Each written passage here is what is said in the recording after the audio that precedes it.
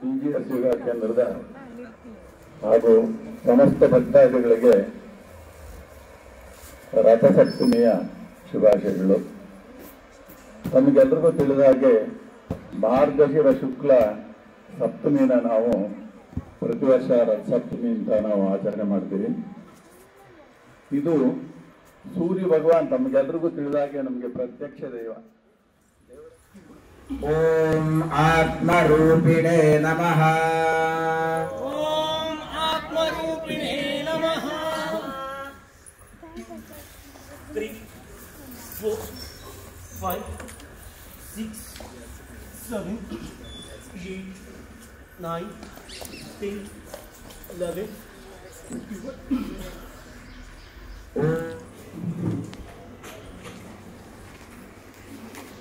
ಎಲ್ಲರಿಗೂ ನಮಸ್ಕಾರ. ಪ್ರಶಾಂತ ಗಣಪತಿ ಸೇವಾ ಮಂಡಳಿ ಟ್ರಸ್ಟ್ ವತಿಯಿಂದ ಈ ದಿನ ಆರ್ಥಿಕವಾಗಿ ದುರ್ಬಲರಾದ ವಿದ್ಯಾರ್ಥಿಗಳಿಗೆ ಧನ ಸಹಾಯ ನೀಡುವ ಕಾರ್ಯಕ್ರಮವನ್ನು ಆಯೋಜಿಸಲಾಗಿದೆ. ಈ ಕಾರ್ಯಕ್ರಮಕ್ಕೆ ಮುಖ್ಯ ಅತಿಥಿಗಳಾಗಿ ಆಗಮಿಸಿರುವ ರಾಮಕೃಷ್ಣ ವಿವೇಕಾನಂದ ವೇದಾಂತ ಆಶ್ರಮದ ಪೂಜ್ಯ ಶ್ರೀ ಸ್ವಾಮಿ ಅಭಯಾನಂದಜಿ ಅವರಿಗೆ ಆದರದ ಸ್ವಾಗತ.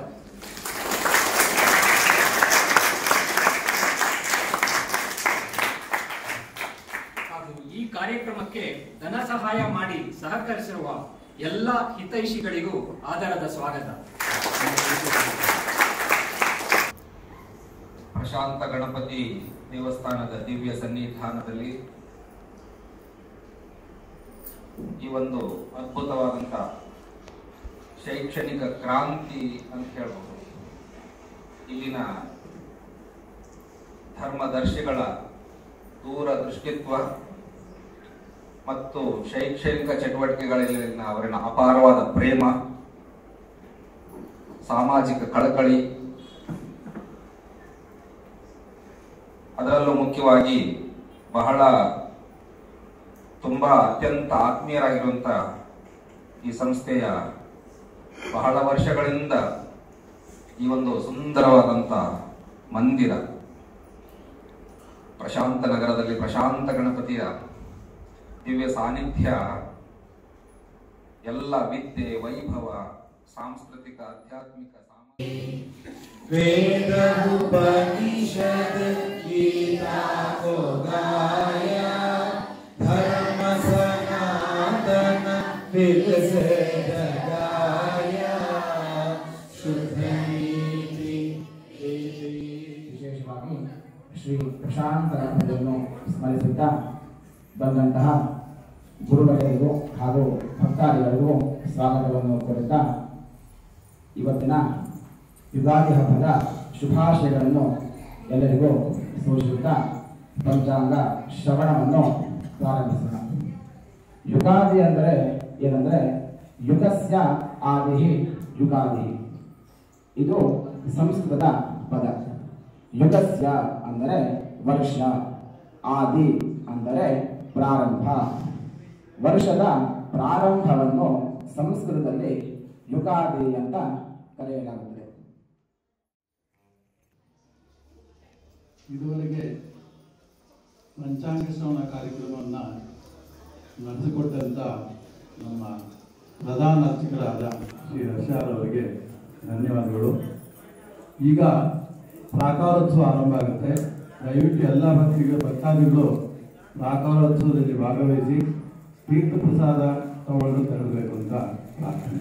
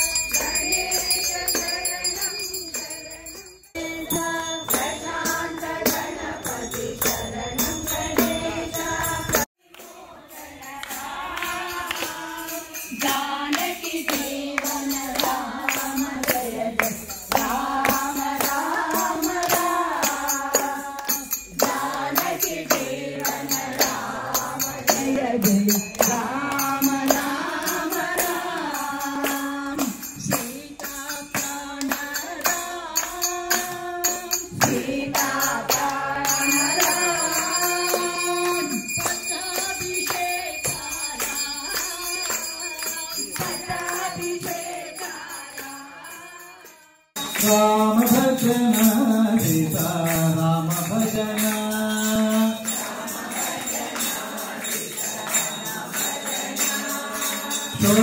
श्रोत्रानंद में राम भजन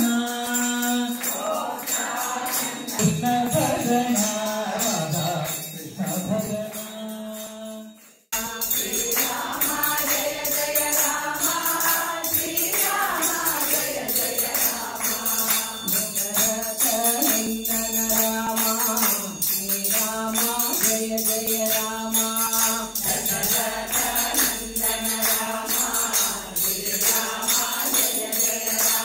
ವರ್ಷದ ಮೇಲ್ಪಟ್ಟು 9 ವರ್ಷದ ಒಳಗಿನ ಮಕ್ಕಳಿಂದ ಶಂಕರ ಭಗವತ್ಪಾದರ ಜೀವನದ ಕೆಲವು ಘಟನೆಗಳನ್ನ ನಾವು ಈಗ ನೋಡಲಿದ್ದೇವೆ. ಈ ಸಲನು ನಾವು ಶಂಕರ ಜಯಂತಿನ ಆಚರಿಸ್ತಾ ಇದ್ದೀವಿ. ಆದ್ರೆ ಒಂದು ವಿಭಿನ್ನ ರೀತಿಯಲ್ಲಿ ಆಚರಿಸ್ತಾ ಇದ್ದೀವಿ. ಈ ಸಲದ ಪ್ರಮುಖ ಆಕರ್ಷಣೆ ಅಂದ್ರೆ ಕಿಶೋರ ಸುಧಾ ಚಿನ್ಮಯ ಬಾಲ್ ವಿಹಾರ್ ಮಕ್ಕಳು ಇಲ್ಲಿ ಬಂದು ಕಿಶೋರ ಸುಧಾ ಶೀರ್ಷಿಕೆಯಡಿ ಶ್ಲೋಕಗಳನ್ನೆಲ್ಲ ಕಲಿತ್ಕೊಂಡು ನಾಟಕಗಳನ್ನ ಇಲ್ಲಿ ಮುಂದೆ ಶಂಕರಾಚಾರ್ಯರ ಜೀವನದ ಪ್ರಮುಖ ಘಟನೆಗಳ ಮೇಲೆ ಆಧಾರಿತ ಕಿರು ನಾಟಕಗಳನ್ನ ನಿಮ್ಮ ಮುಂದೆ ಪ್ರಸ್ತುತಪಡಿಸ್ತಾ ತಂದುಕೊಡಬೇಕು ಮತ್ತು ಬೇರೆಯವರನ್ನು ಹಾಸ್ಯ ಮಾಡಬಾರದು. ಈಗೊಂದು ಗುರಿಯನ್ನು ಉದ್ದೇಶಿಸಿ ತೋಟಕ ವೃತ್ತದಿಂದ ರಚಿಸಿದ ನಿನಗೆ ತೋಟಕಾಚಾರ್ಯರೆಂದು ಸನ್ಯಾಸ ನಾಮವೆಂದು ಆಶೀರ್ವದಿಸಿದ್ದಾರೆ.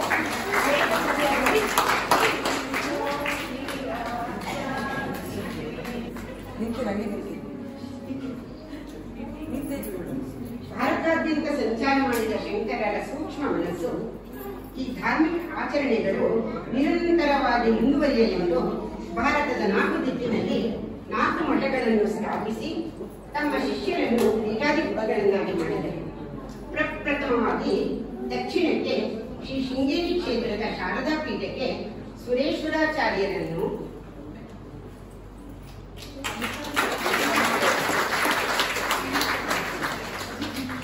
ಉತ್ತರದ ಬದಲಿ ಕ್ಷೇತ್ರಕ್ಕೆ ತೋಟಕಾಚಾರ್ಯರನ್ನು,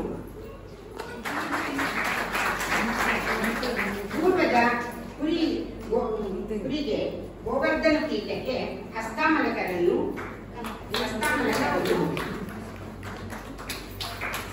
ಪಶ್ಚಿಮದ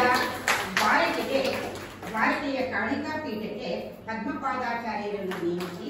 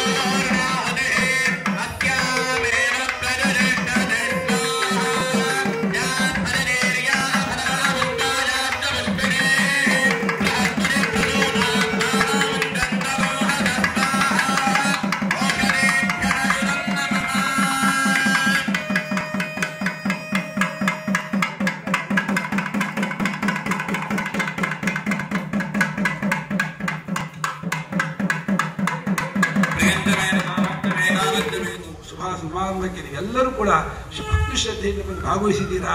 ಮಹಾಗಣಪತಿ ನಿಮಗೆಲ್ಲರಿಗೂ ಕೂಡ ನಿಮ್ಮ ಇಷ್ಟಾರ್ಥವನ್ನು ಈಡೇರಿಸಲಿ, ಆಯುರಾರೋಗ್ಯ ಐಶ್ವರ್ಯವನ್ನು ಉಂಟು ಮಾಡಲಿ, ಎಲ್ಲ ತರಹದ ಅಡ್ಡಿ ಆತಂಕಗಳನ್ನು ದೂರವಾಗಲಿ. ಎಲ್ಲರೂ ಕೂಡ ಕೈ ಜೋಡಿಸಿ ಈ ದೇವಸ್ಥಾನ ಉತ್ತರೋತ್ತರ ಅಭಿವೃದ್ಧಿ ಆಗಬೇಕು. ದೇವಸ್ಥಾನ ಬೆಳೆದ ಹಾಗೆ ನಾವು ಬೆಳಿತೀವಿ. ಅದು ಹೇಗೆ ಅಂದರೆ ಒಂದಕ್ಕೊಂದಕ್ಕೆ ಪೂರಕ. ನಾವು ಎಷ್ಟರ ಮಟ್ಟಿಗೆ ದೇವಸ್ಥಾನಾದಿಗಳಿಗೆ ಸತ್ಕಾರ್ಯಾದಿಗಳಿಗೆ ನಮ್ಮನ್ನು ಜೋಡಿಸ್ಕೊಳ್ತೀವೋ ಅಷ್ಟರ ಮಟ್ಟಿಗೆ ನಮ್ಮನ್ನು ಅವು ಕಾಪಾಡುತ್ತೆ, ಬೆಳೆಸುತ್ತೆ.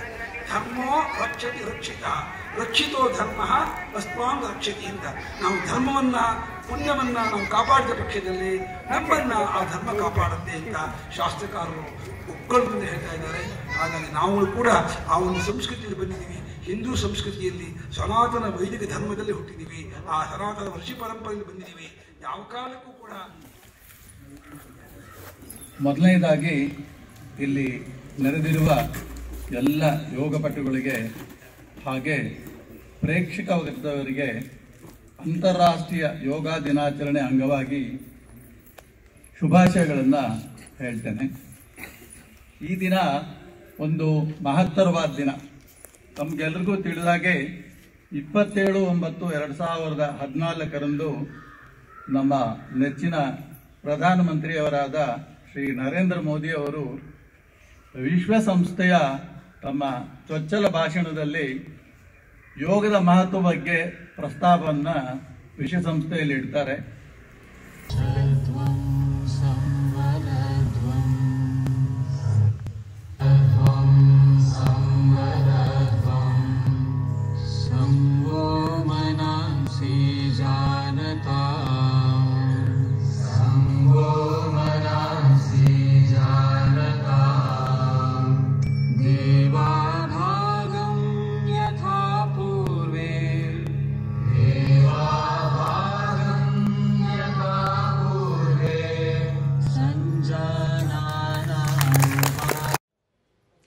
ರಾಮಕೃಷ್ಣರನ್ನ ಅವತಾರಗಳು ಅಂತ ತಗೊಂಡಾಗ ಯಾವ ದೃಷ್ಟಿಯಿಂದ ನೋಡ್ಬೇಕು ನಾವು ಅಂತ, ಇದನ್ನು ಬಹಳ ಮುಖ್ಯವಾದಂಥ ವಿಷಯ. ಕೃಷ್ಣ ದೇವರು, ಅವನ ರಾಕ್ಷಸ ಸಂಹಾರಕ್ಕೆ ಬಂದ್ಬಿಟ್ಟ, ದುಷ್ಟ ನಿಗ್ರಹಕ್ಕೆ ಬಂದ ಅಂತ ಒಪ್ಕೊಂಡ್ಬಿಟ್ರೆ ನಮಗೇನು ತಕರಾರೇ ಇಲ್ಲ. ದೇವರಪ್ಪ ಅವನು ಏನ್ ಬೇಕಾದ್ರೂ ಮಾಡ್ತಾನೆ, ಯಾವುದೂ ಪವಾಡ ಅನ್ಸೋದಿಲ್ಲ. ದೇವರಲ್ಲ ಅವನು, ಅದರಿಂದ ನಮಗೇನು ಪ್ರಶ್ನೆ ಇಲ್ಲ. ದೇವರಿಂದ ನಾವೇನ್ ಮಾಡ್ತೀವಿ, ಭಗವಂತ ನಮಗೇನಾದ್ರೂ ಕೊಡಪ್ಪ, ನಮ್ದು ಯಾವಾಗಲೂ ಅನುಗ್ರಹ ಅಪೇಕ್ಷೆನೇ ನಮ್ದು.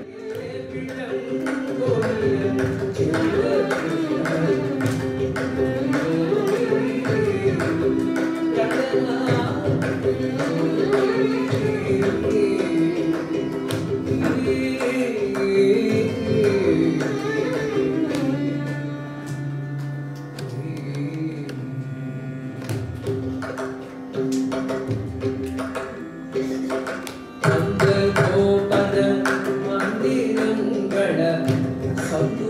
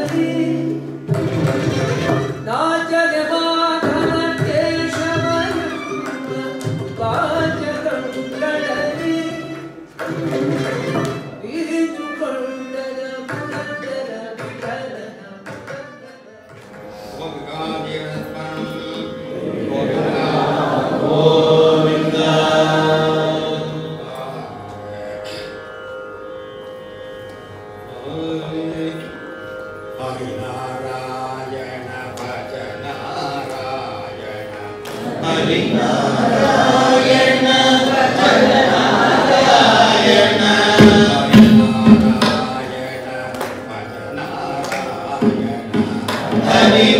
ಹರಿನಾರಾಯಣ ಭಜ ನಾರಾಯಣ ಹರಿನಾರಾಯಣ ದುರಿತ ನಿವಾರಣ ಹರಿನಾರಾಯಣ ದುರಿತ ನಿವಾರಣ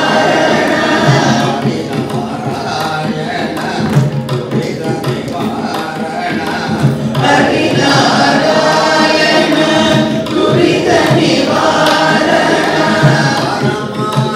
ಹರಿನಾರಾಯಣ ದುರಿತ ನಿವಾರಣ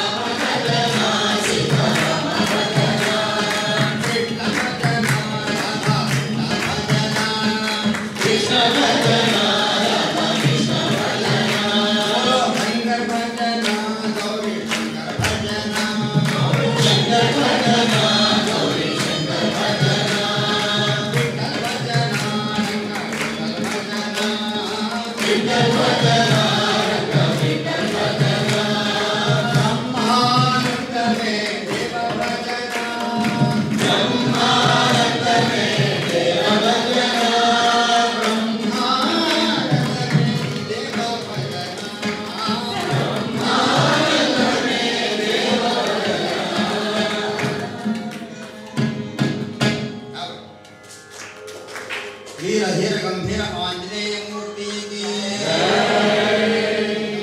ಹೇಳ್ತಾರು ಕಡೆಯಲ್ಲಿ ಹರಿ ಹೇಳ್ಬೇಕಂತ ಎಲ್ಲರೂ ಹೇಳ್ತೀವಿ ಇವಾಗ ಎಲ್ಲ ಹೇಳಿ ಸರ್ವತ್ರ ಸದಾ ಹರಿನಾಮ ಸ್ಮರಣಂ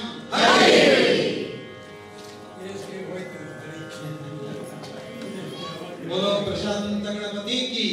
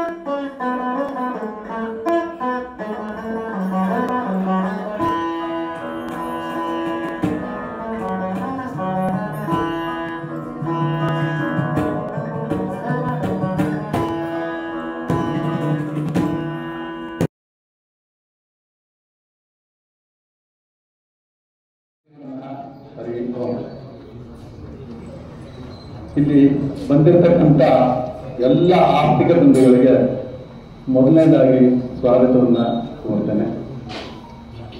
ತಮಗೆಲ್ಲರಿಗೂ ತಿಳಿದಿದೆ, ಇವತ್ತು ಒಂದು ವಿಶೇಷವಾದ ದಿವಸ. ನಮ್ಮ ಬಹಳ ದಿವಸಗಳ ಆಸೆ ಏನಿದೆ ಅದು ಇವತ್ತು ಪರಿಪೂರ್ಣ ಆಗ್ತಾ ಇದೆ. ಯಾಕೆಂದ್ರೆ ನಮ್ಗೆಲ್ಲರಿಗೂ ತಿಳಿದಾಗೆ 2010ನೇ ಇಸವಿ ಆಗಸ್ಟ್ 29ರಂದು ನಮ್ಮ ಈ ಬಾಗಲವಾಡ ಏನಿದೆ ಅದನ್ನ ನಾವು ಸಮರ್ಪಣೆ ಮಾಡಿದ್ವಿ. ಅದಾದ ನಂತರ ಇವತ್ತಿನ ದಿವಸ ಆ ನಮ್ದು ಬಾಗಿಲುಗಳು ಏನಿದೆ, ಹಿಂದೆ ಏನು ತೇಗದ ಬಾಗಿಲುಗಳಿದ್ವು, ಈಗ ಅದು ರಜತಮಯ ಆಗುವಂತ ಒಂದು ಸಂದರ್ಭ ಇವತ್ತು ಕೂಡಿ ಬಂದಿದೆ. ಇದು ನಮ್ಮ ಪ್ರಶಾಂತ ಗಣಪತಿಯ ಒಂದು ವಿಶೇಷ ಮಹಿಮೆ ಅಂತ ನಾನಂತ ಅಂದ್ಕೊಳ್ತೀನಿ.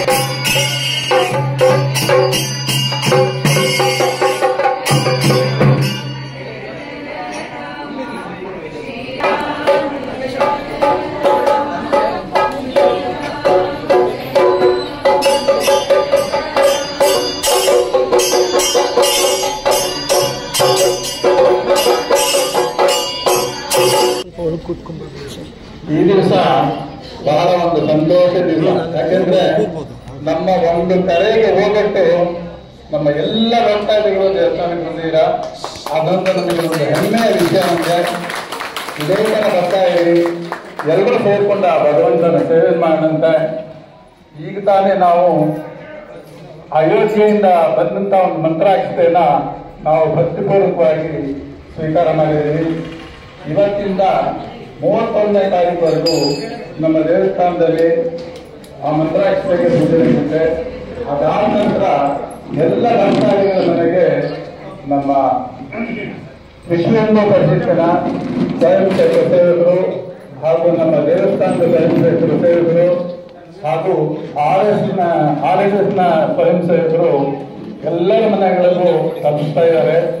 ಒಂದು ಅಯೋಧ್ಯೆ ರಾಮ ಮಂದಿರ ಏನಿದೆ ಅದರ ಫೋಟೋ ಮೇಲೆ ಒಂದು ರಾಮನ ಚಿತ್ರಣ ಇರುತ್ತೆ, ಪ್ಲಸ್ ಮಂತ್ರಾಕ್ಷತೆ ಕೊಡ್ತಾರೆ. ದಯವಿಟ್ಟು ಎಲ್ಲರೂ ಇದನ್ನು ನಿಮ್ಮ ಮನೇಲಿ ಇಟ್ಕೊಂಡು ಪೂಜೆ ಮಾಡಬೇಕು ಅಂತ ಪ್ರಾರ್ಥನೆ.